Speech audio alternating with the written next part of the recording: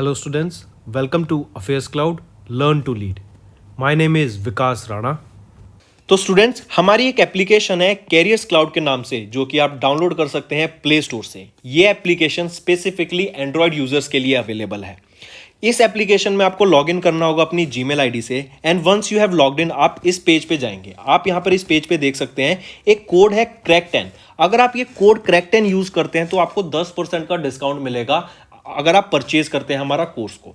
अब कोर्स हम आप सोचेंगे कि ये कोर्स इतना अच्छा इतना इंपॉर्टेंट कोर्स क्यों है, क्या रीजन है इस कोर्स का इतना अच्छा होने का। देखिए, हम डेली बेसिस पे आपको करंट अफेयर्स प्रोवाइड करेंगे, वीकली बेसिस पे, मंथली बेसिस पे। मतलब डेली बेसिस पे हम आपको पीडीएफ प्रोवाइड करेंगे उस दिन के कंटेंट की एकदम अच्छे से, बिल्कुल नोट्स फॉर्मेट में, ताकि आपको खुद के नोट्स ढूंढने ना पड़े, बनाने ना पड़े और ये नोट्स पढ़ के आपकी रिवीजन हो सके। यही आपको क्विज भी हम प्रोवाइड करेंगे सेम कंटेंट की डेली बेसिस पे। 20 से क्वेश्चंस की क्विज होगी, आपको एप्लीकेशन पे मिल जाएगी, जो आप रिवीजन के लिए हमारा पीडीएफ पढ़ के कोर्स को रिवीजन करने के लिए, अगर आप जब चाहेंगे कि मैं कहां से रिवाइज करूं, हम आपको एप्लीकेशन पे ही रिवाइज करा देंगे अपनी थ्रू दिस क्विज। ऐसे ही वीकली फॉर्मेट में आपको 50 क्वेश्चंस की क्विज मिलेगी और PDF, compiled PDF of important questions of that week. ऐसे ही मंथली बेसिस पे एक टॉप 100 क्वेश्चंस की पीडीएफ मिलेगी जो बहुत अच्छी पीडीएफ होती है। बिल्कुल कहते हैं ना, एकदम star questions, most important questions of that month हम कवर करते हैं। इसी के साथ साथ जो बच्चे बैंक के लिए प्रिपेयर कर रहे हैं उनके लिए तो ये एक वन स्टॉप सॉल्यूशन है। बहुत अच्छा कंटेंट हम आपको प्रोवाइड करते हैं। 99.99% हम अपना कंटेंट कवर कर देते हैं रिलेटेड टू बैंकिंग अवेयरनेस। इसी के साथ साथ आपको पता होना चाहिए, हम अब प्रोवाइड करते हैं आपको 20 टॉपिक के पीडीएफ। ये टॉपिक की पीडीएफ कौन कौन सी होती हैं, जैसे अगर आपने एग्जाम में देखा होगा, ऐप से रिलेटेड, ऑब्यूट्री, किस पर्सनैलिटी की मृत्यु हो गई, बुक्स, किस बुक को कौन से ऑथर ने लिखी है, इंपॉर्टेंट डेज के बारे में, नेशनल अफेयर्स के बारे में, इंटरनेशनल अफेयर्स के बारे में, डिफेंस के बारे में, ये पर्टिकुलर सैटेलाइट किसकी है, ये मिसाइल किसके द्वारा लॉन्च की गई। तो इससे रिलेटेड हम सब आपको कंटेंट प्रोवाइड करते हैं जो आपके लिए बहुत ज़्यादा हेल्पफुल रहता है।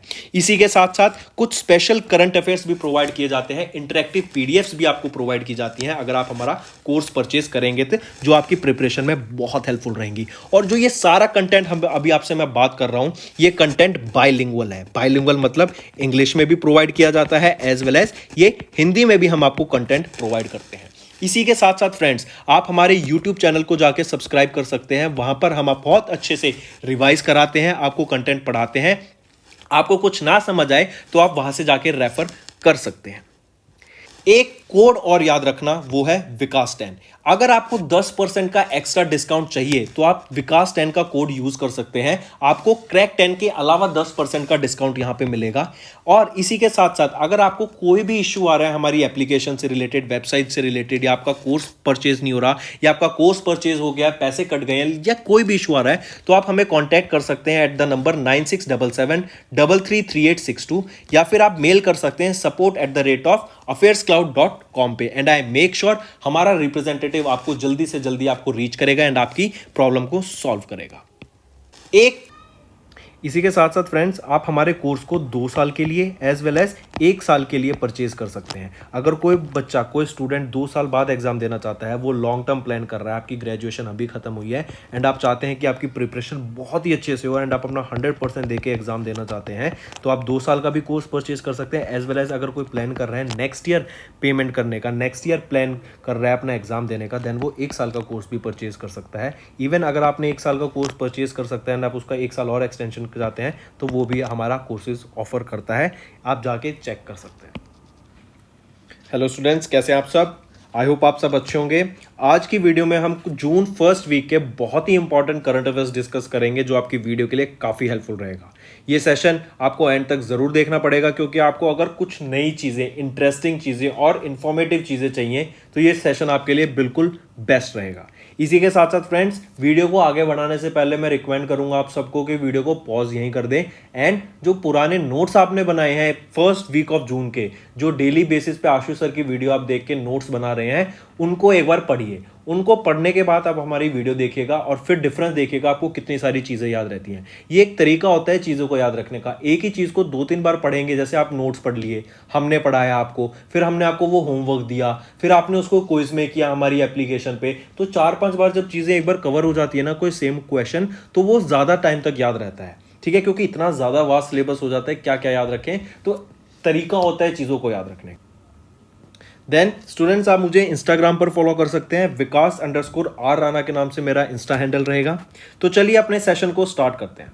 पहला क्वेश्चन कह रहा है कि सेबी के द्वारा, security exchange board of India के द्वारा अभी एक 14 मेंबर की कमेटी को रीस्ट्रक्चर किया गया।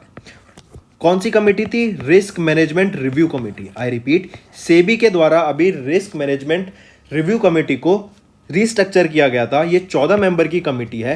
पूछा जा रहा है कि इस कमेटी को हेड किसके द्वारा किया जाएगा, तो ये सीनियर प्रोफेसर है IIM अहमदाबाद गुजरात के Jayant R Verma sir. Professor Jayant R Sharma head करेंगे 14 मेंबर की रिस्क मैनेजमेंट रिव्यू कमेटी को, जो कि अभी रीस्ट्रक्चर की गई थी सेबी के द्वारा। चलिए मूविंग ऑन। फिर पूछा जा रहा है कि अभी additional charge of Lokpal chairperson किनको दिया गया है? Additional charge of Lokpal chairperson, इससे पहले चेयरपर्सन कौन थे लोकपाल के? वो थे पिनाकी चंद्र घोष जी। ठीक है, ये 2019 में अपॉइंट किए गए थे। ये पहले चीफ हैं आपके लोकपाल के। आप किसको एडिशनल चार्ज दिया गया लोकपाल का? वो है प्रदीप कुमार मोहाटी जी। किन के द्वारा इनकी अपॉइंटमेंट की गई? वो थे रामनाथ कोविंद जी। रामनाथ कोविंद कौन है? ये हमारे प्रेसिडेंट हैं इंडिया के। ठीक है, रामनाथ कोविंद जी के द्वारा अपॉइंट किया गया जस्टिस प्रदीप कुमार मोहाटी जी को। इनको एडिशनल चार्ज दिया गया लोकपाल चेयरपर्सन का। चलिए नेक्स्ट पर आते हैं। नेक्स्ट क्वेश्चन है कि अभी किनको अपॉइंट किया गया as a part time member of the pension fund regulatory and development authority. I repeat, pension fund regulatory and development authority के पार्ट टाइम मेंबर किनको अपॉइंट किया गया? कौन है वो है आपके पंकज शर्मा जी।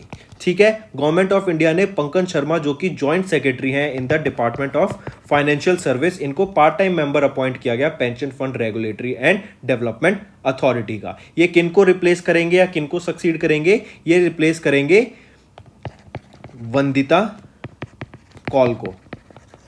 ठीक है, वंदिता कौल को। चलिए नेक्स्ट पर आते हैं।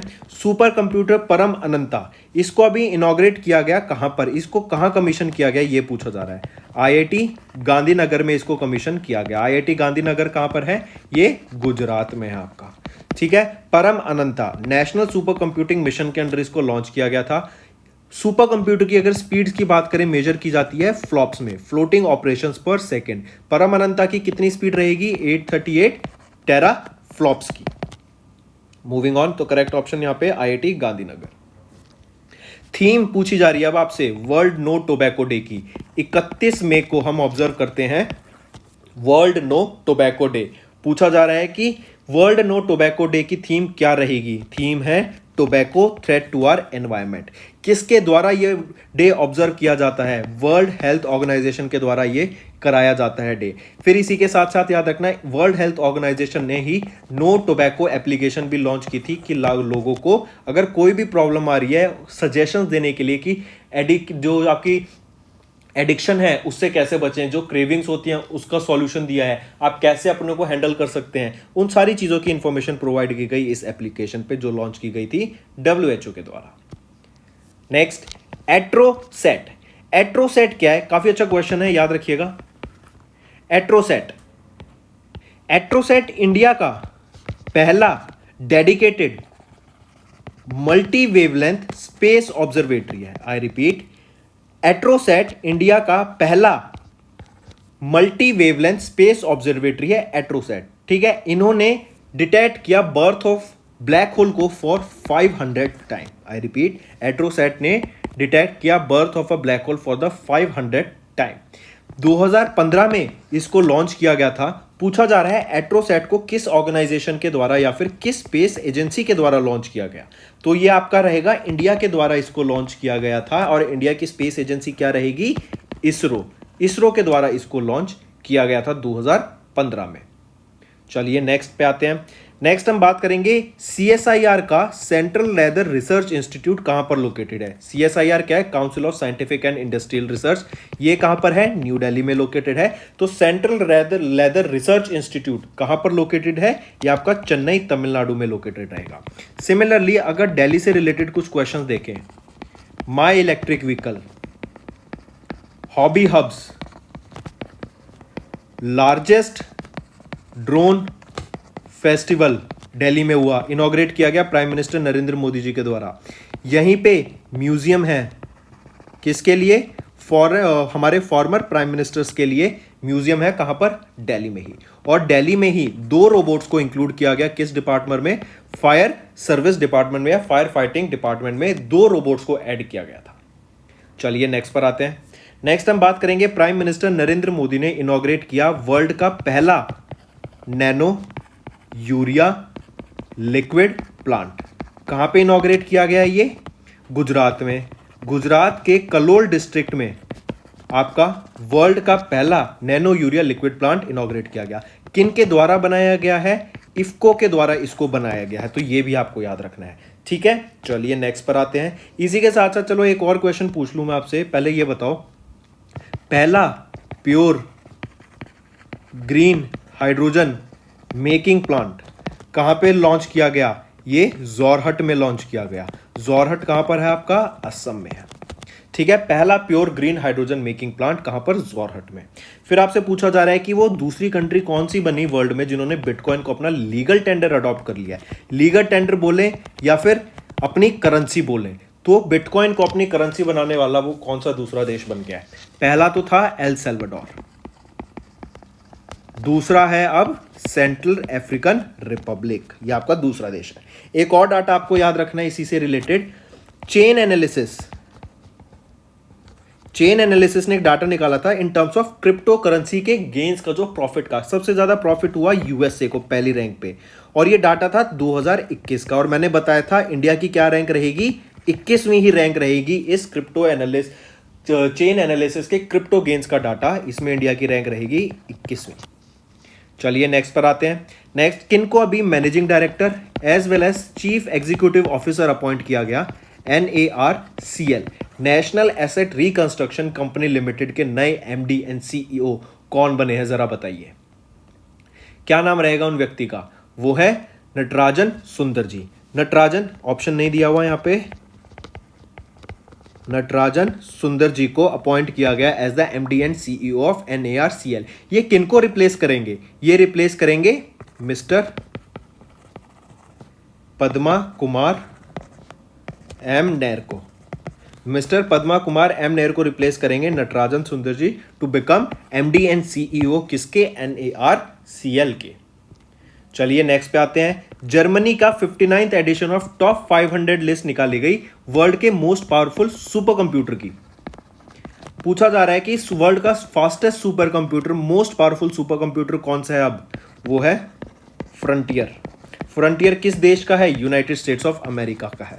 दूसरे नंबर पे आ जाता है फुगाकू। फुगाकू कहां का है? जापान का। पहले फुगाकू सबसे पावरफुल सुपर कंप्यूटर था, लेकिन अब फ्रंटियर ने रिप्लेस कर दिया है फुगाकू को। और फ्रंटियर कहां का है? यूनाइटेड स्टेट्स ऑफ अमेरिका का। ये 59th एडिशन थी top 500 list of the world's most powerful super computer की, जो कि जर्मनी के द्वारा रिलीज की गई। नेक्स्ट हम बात करेंगे FAO, यूनाइटेड नेशन का ये डिपार्टमेंट रहता है। FAO क्या होता है? Food and agriculture organisation. इनके द्वारा वर्ल्ड मिल्क डे ऑब्जर्व किया जाता है। कब ऑब्जर्व किया जाता है? आपसे ये पूछा जा रहा है। वर्ल्ड मिल्क डे हम ऑब्जर्व करते हैं 1 जून को, ठीक है, 1 जून को। और इसी के साथ साथ याद रखना, पहली बार हमने वर्ल्ड मिल्क डे कब ऑब्जर्व किया था? 2001 में ऑब्जर्व किया था। 1 जून 2001 को हमने अपना वर्ल्ड मिल्क डे ऑब्जर्व किया था। और अब हमने अभी रिसेंटली कब ऑब्जर्व किया? 1 जून 2022 में, ठीक है।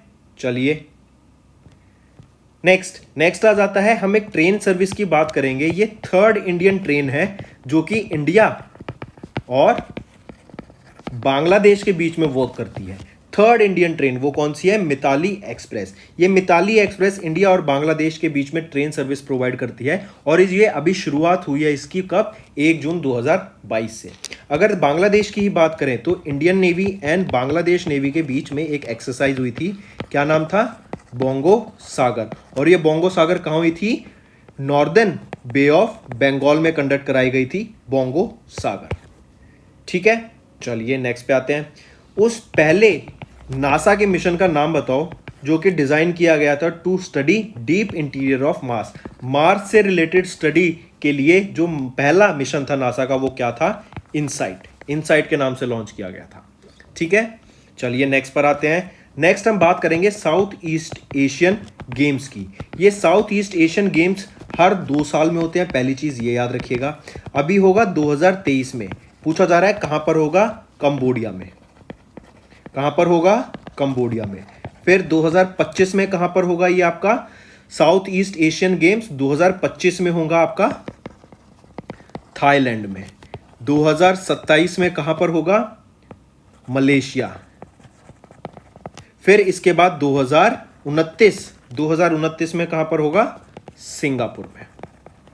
ठीक है, तो ये भी आपको याद रखना है। एंड इसके साथ साथ 2023 का साउथ एशियन गेम्स कहां पर होंगे? कंबोडिया में।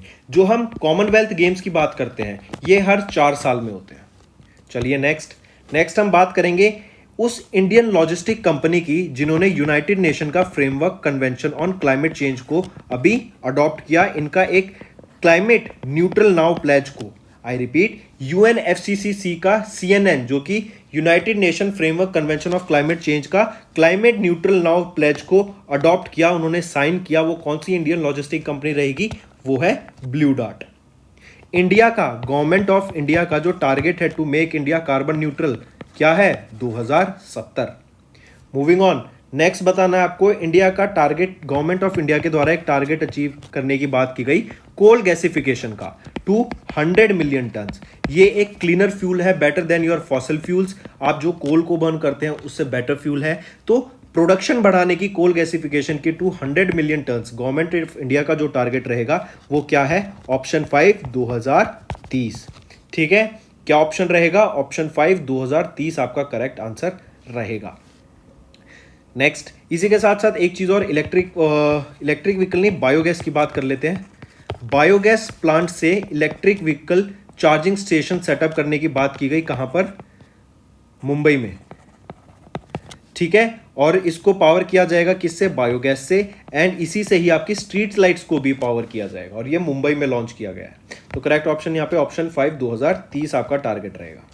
मूविंग ऑन, आपको उस इंश्योरेंस कंपनी का नाम बताना है जिन्होंने एक नया हेल्थ इंश्योरेंस वर्टिकल लॉन्च किया, नए इनोवेटिव हेल्थ प्रोडक्ट्स लॉन्च किए। इसी के साथ साथ किसी को कोई प्रॉब्लम है आपके क्लेम्स को लेने के लिए, इंश्योरेंस क्लेम को, उसके लिए सर्विसेज प्रोवाइड की गई एंड वेरियस अदर सर्विसेज को लॉन्च किया गया। ये कौन सी कंपनी है जिन्होंने न्यू हेल्थ इंश्योरेंस वर्टिकल को लॉन्च किया? ये है आपकी SBI general insurance. This is one of the India's fastest growing private general insurance companies, SBI general insurance. चलिए नेक्स्ट पर आते हैं।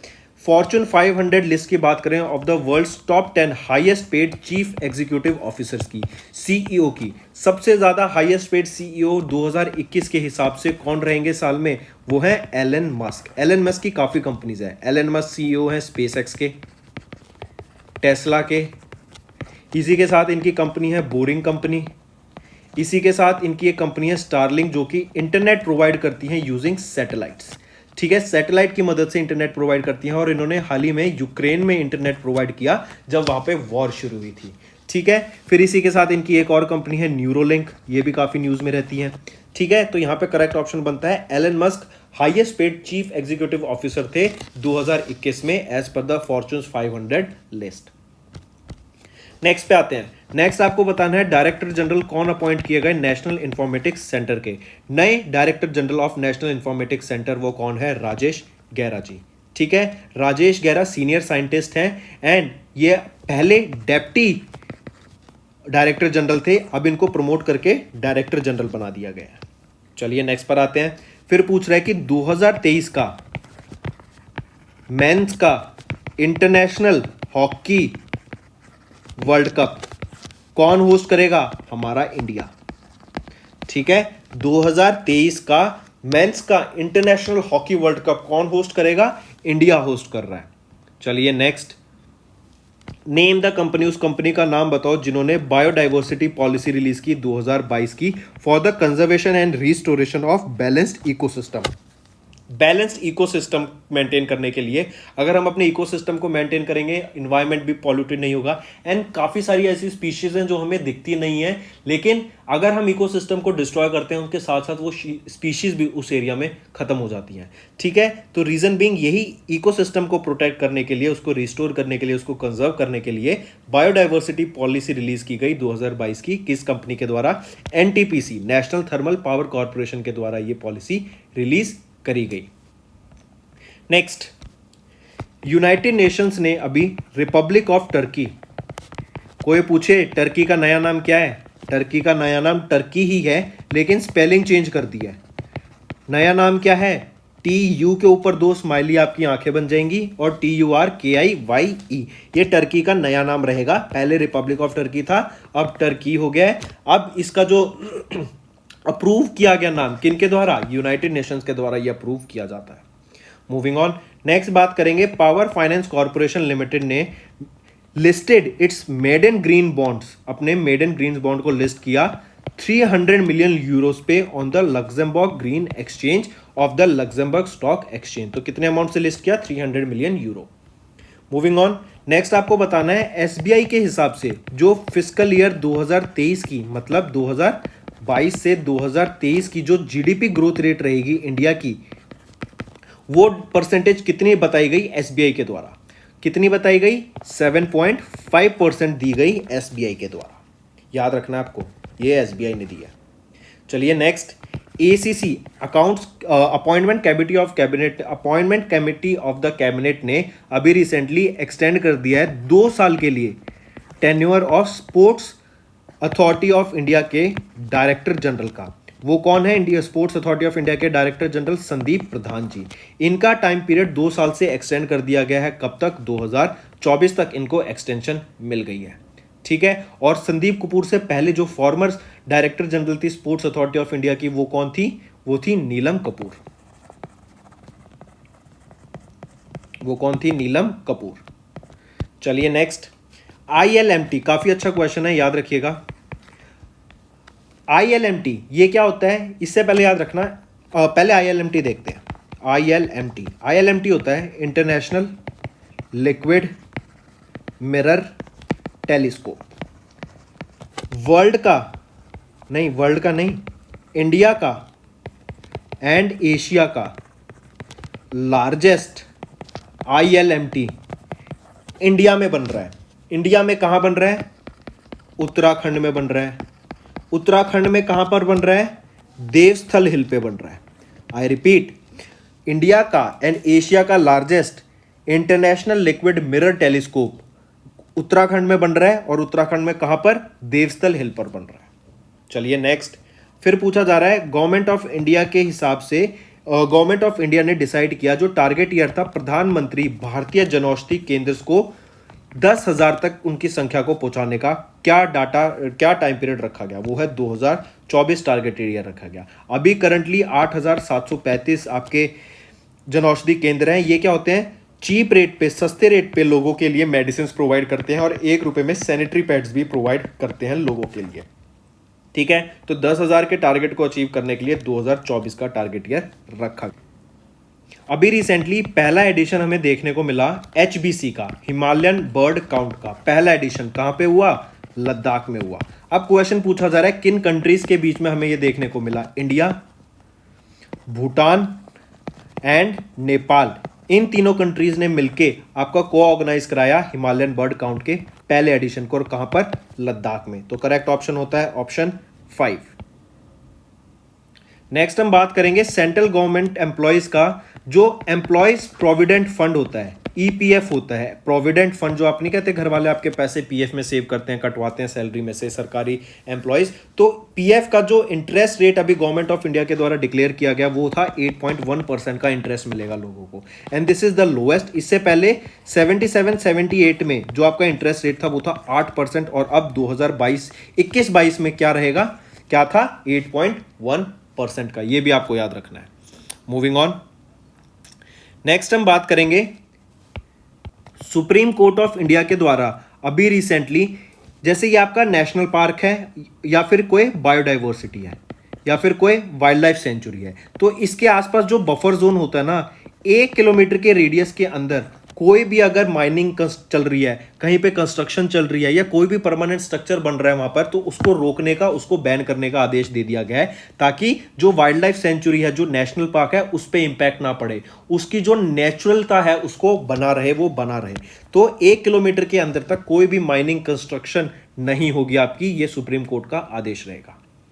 चलिए नेक्स्ट पे आते हैं। नेक्स्ट हम बात करेंगे अभी किस स्टेट के द्वारा, आपको याद रखना है, एक एमओयू साइन किया गया इंडियन एयरफोर्स के साथ, ताकि जो इंडियन एयरफोर्स का फर्स्ट ऑफ इट्स काइंड एक हेरिटेज सेंटर सेटअप किया जाए। I repeat, first of its kind Indian air force का हेरिटेज सेंटर बनाने की बात की गई छत्तीसगढ़ गवर्नमेंट के साथ, इंडियन एयरफोर्स ने मिलकर। यहां पर आपके जो पुराने रिटायर्ड एयरक्राफ्ट हैं, जो पुराने इक्विपमेंट्स हैं, जो इंडियन एयरफोर्स अलग अलग तकनीक का यूज करती हैं, जो भी वहां पे वो एमओस को यूज करती हैं, जो भी गन्स को यूज करती हैं, या फिर जो भी अलग अलग इक्विपमेंट्स यूज करती हैं, वहां पे दर्शाया जाएगा एंड उनकी हिस्ट्री के बारे में बताया जाएगा। ये किस स्टेट ने टाइप किया? छत्तीसगढ़ ने।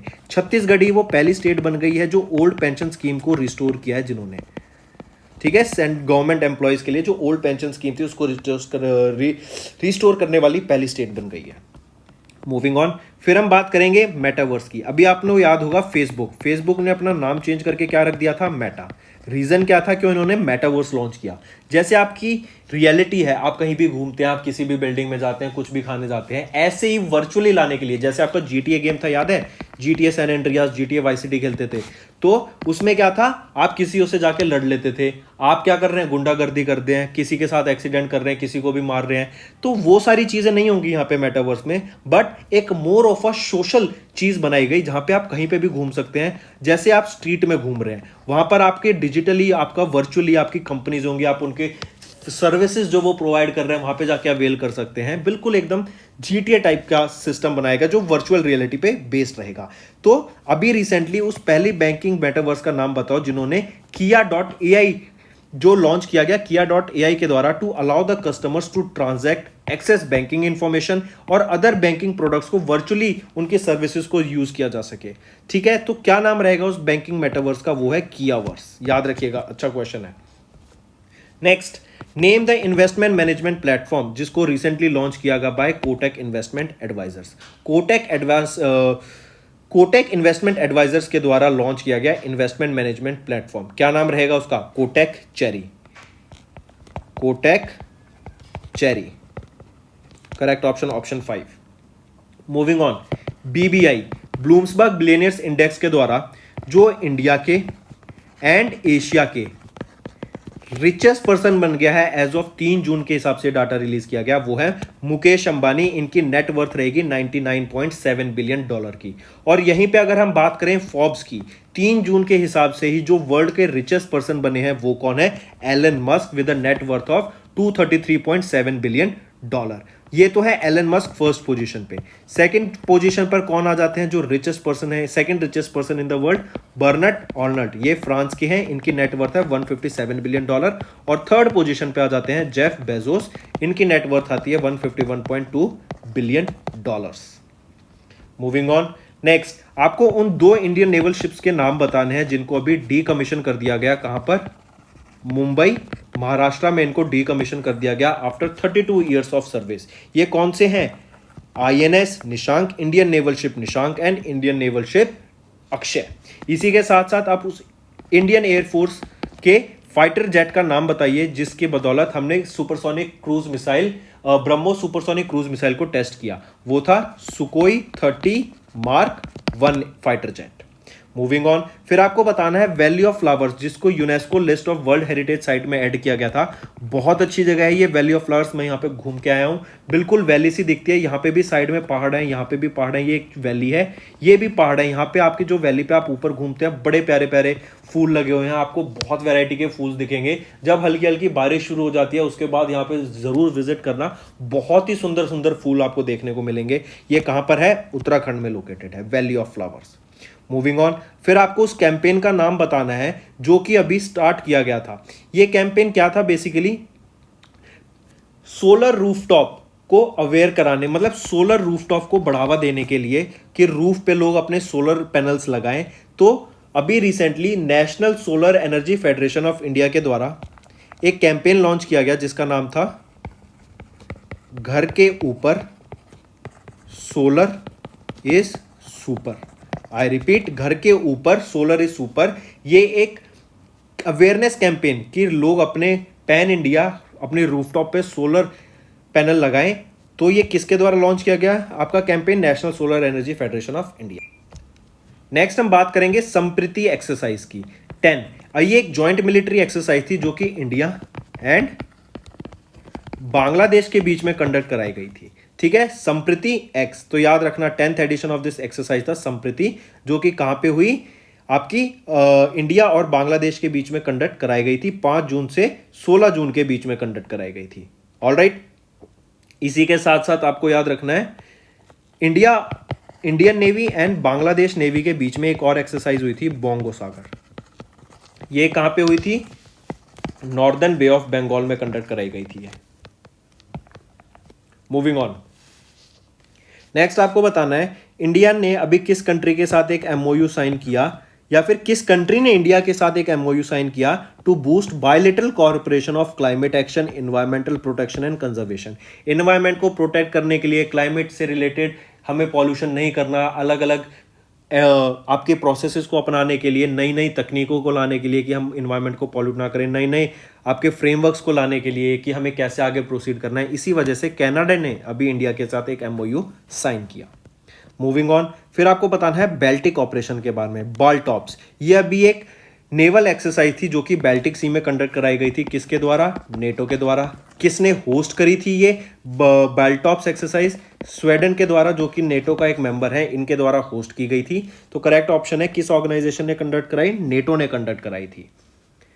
मूविंग ऑन, एक चीज और याद रखना, लॉक्ड शील्ड एस्टोनिया के द्वारा ये एक्सरसाइज कंडक्ट कराई गई थी।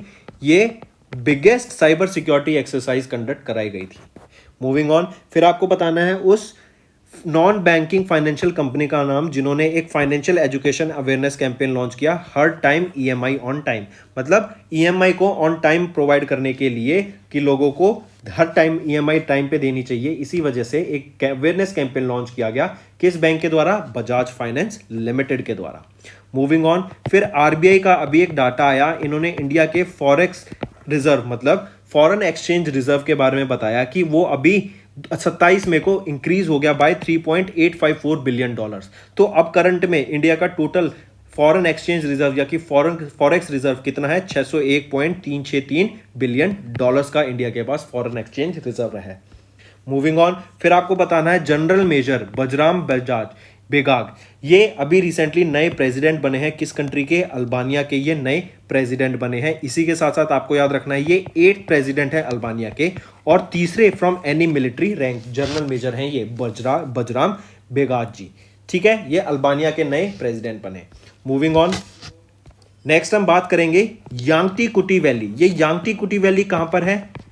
वैली ऑफ फ्लावर्स कहां पे थी? वैली ऑफ फ्लावर्स आपकी कहां थी? उत्तराखंड में। ठीक है, तो याद रखना है आपको यांगटी कुटी वैली भी आपकी कहां पर है? उत्तराखंड में ही।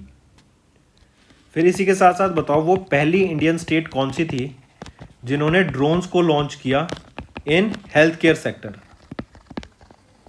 हेल्थ केयर सेक्टर में ड्रोन्स को लॉन्च करने वाली वो पहली स्टेट कौन सी बन गई? उत्तराखंड। काफी अच्छा क्वेश्चन, ये आपको याद रखना है। ठीक है, फिर आपको बताना है मेरे को वो पहली मेट्रो सिटी कौन सी बनी to get their biodiversity register? Biodiversity register वो पहली कौन सी मेट्रो सिटी को मिला? कोलकाता को। ठीक है, फिर इसी के साथ साथ बताओ फर्स्ट नहीं, India's biggest drone festival new Delhi में हुआ। पहला ड्रोन मेला ये कहां हुआ था? ग्वालियर में। ग्वालियर कहां है? मध्य प्रदेश में। ये भी आपको ध्यान रखना है इसके साथ ही साथ। ठीक है, फिर इसके साथ बताओ पहला ओलंपिक वैल्यूज़ एजुकेशन प्रोग्राम कहाँ पे लॉन्च किया गया? उड़ीसा में लॉन्च किया गया, पहला ओलंपिक वैल्यूज़ एजुकेशन प्रोग्राम। फिर अगर मैं बात करूं, पहला ही लेवेंडर फेस्टिवल कहाँ ऑब्जर्व किया? पहला lavender festival Jammu and Kashmir में, पहला लेवेंडर फेस्टिवल। फिर दिल्ली से रिलेटेड याद रखना, third global organic expo. Third global organic expo कहां पर होगा? न्यू दिल्ली में होगा। Third edition of global organic expo new Delhi में। ठीक, फिर जरा बताओ, पहला इंडिया का पहला wind as well as solar hybrid power plant setup किया गया किन के द्वारा? अडानी ग्रीन लिमिटेड के द्वारा इनका पहला wind as well as solar hybrid power plant setup करा गया। ठीक है, फिर इसी के साथ साथ जरा बताओ, अगर पूछा जाए इंडिया का लार्जेस्ट गोल्ड रिजर्व कहां पे मिला है? अभी बिहार में मिला है। केजीएफ नहीं है, इंडिया का लार्जेस्ट गोल्ड रिजर्व कहां पर है? बिहार में, ये आपको याद रखना है। फिर इसी के साथ साथ बताओ, 75th edition of world health assembly कहां पर हुई थी? ये जिनेवा में हुई थी। अगर मैं बात करूं वर्ल्ड इकोनॉमिक फोरम, इसकी मीटिंग अभी कहां हुई थी? डेवॉस में हुई थी। फिर जरा बताओ, इंडिया की क्या रैंक रहेगी in world air power index? World air power index में इंडियन एयरफोर्स की क्या रैंक रहेगी? थर्ड रैंक रहेगी। फिर जर्कॉन, ये मिसाइल किस कंट्री की है? रशिया की है ये जर्कॉन। ठीक है, फिर इसी के साथ साथ आपको बताना है डिजिटल शेयर्स लोन फैसिलिटी, मतलब डिजिटल लोन फैसिलिटी, आपकी जो शेयर मार्केट होती है ना, आप शेयर परचेज करते हैं, उन शेयर के बेसिस पे आपको लोन मिलेगा। ये फैसिलिटी किनके द्वारा लॉन्च की गई? टाटा कैपिटल के द्वारा ये फैसिलिटी लॉन्च की गई है। ठीक है, चलिए इसी के साथ साथ फिर बताओ, दिल्ली के लेफ्टिनेंट गवर्नर कौन बने हैं नए? विनय कुमार सक्सेना, ये आपके लेफ्टिनेंट गवर्नर नए लेफ्टिनेंट गवर्नर बन गए हैं दिल्ली के, विनय कुमार सक्सेना। फिर डॉक्टर गिब्रेसिस, टेड्रस गिब्रेसिस, ये आपके सेकेंड टाइम डायरेक्टर जनरल बन गए हैं WHO के, सेकेंड टर्म के लिए। ठीक है, तो फ्रेंड्स ये था हमारा सेशन। आई होप आपको वीडियो पसंद आई होगी। अगर आप चाहते हैं हम ऐसा ही कंटेंट फ्यूचर में लाते रहें, एंड अगर आप चाहते हैं कि हम आज की वीडियो से जैसे आपने कुछ सीखा, एंड आप चाहते हैं ऐसे ही फ्यूचर में आपको नई नई इंफॉर्मेशन मिलती रहे, आपकी रिवीजन होती रहे सरकारी एग्जाम की, तो नीचे कमेंट करके जरूर बताइएगा कि आपको हमारा सेशन कैसा लगा। अगर आपने कोई नई चीज सीखी हो, वो भी आपको नीचे कमेंट करके जरूर बताना है कि यस सर, आज की वीडियो में मैंने ये नया सीखा, तो जरूर कमेंट करके बताइएगा। एंड हमारे वीडियो को लाइक कर दें एंड हमारे चैनल को सब्सक्राइब जरूर से करें। That's all for the day friends, ये हमारी वीडियो थी। आई होप आपको वीडियो पसंद आई होगी। इसी के साथ साथ फ्रेंड्स, आप हमारे यूट्यूब चैनल को सब्सक्राइब कर सकते हैं, आप टेलीग्राम चैनल पे जाके हमें फॉलो कर सकते हैं। एंड इसी के साथ साथ अगर आपको कोई भी प्रॉब्लम आ रही है या तो पेमेंट में या हमारे कोर्सेज के साथ, तो आप हमें कांटेक्ट कर सकते हैं एट द नंबर 7677333862, या फिर आप हमारी मेल आईडी पे हमें मेल कर सकते हैं and I will make sure कि आपकी जो प्रॉब्लम है उसको जल्दी से जल्दी सॉल्व किया जाए। इसी के साथ साथ आप हमारे इंस्टाग्राम हैंडल affairscloud_official को फॉलो कर सकते हैं। कोड और याद रखना, वो है विकास 10। अगर आपको 10% का एक्स्ट्रा डिस्काउंट चाहिए तो आप विकास 10 का कोड यूज कर सकते हैं, आपको क्रैक 10 के अलावा 10% का डिस्काउंट यहां पे मिलेगा। और इसी के साथ साथ अगर आपको कोई भी इश्यू आ रहा है हमारी एप्लीकेशन से रिलेटेड, वेबसाइट से रिलेटेड, या आपका कोर्स परचेज नहीं हो रहा, या आपका कोर्स परचेज हो गया, पैसे कट गए हैं, या कोई भी इशू आ रहा है, तो आप हमें कॉन्टैक्ट कर सकते हैं एट द नंबर 9677333862, या फिर आप मेल कर सकते हैं support@affairscloud.com पे। एंड आई मेक श्योर हमारा रिप्रेजेंटेटिव आपको जल्दी से जल्दी आपको रीच करेगा एंड आपकी प्रॉब्लम को सॉल्व करेगा।